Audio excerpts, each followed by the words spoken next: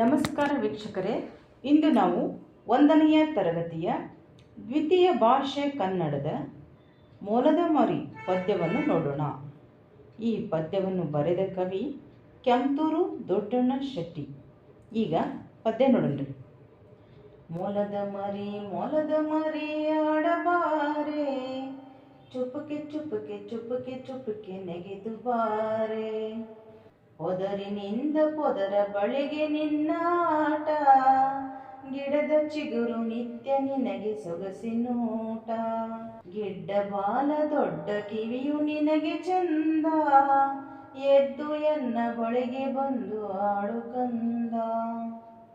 ಮುದ್ದು ಮುದ್ದು ಮಾತುಗಳನ್ನು ನಿನಗೆ ಕಲಿಸುವೆ, ಮುದ್ದು ಮಾಡಿ ಪ್ರೀತಿಯಿಂದ ನಿನ್ನ ಸಲಹುವೆ.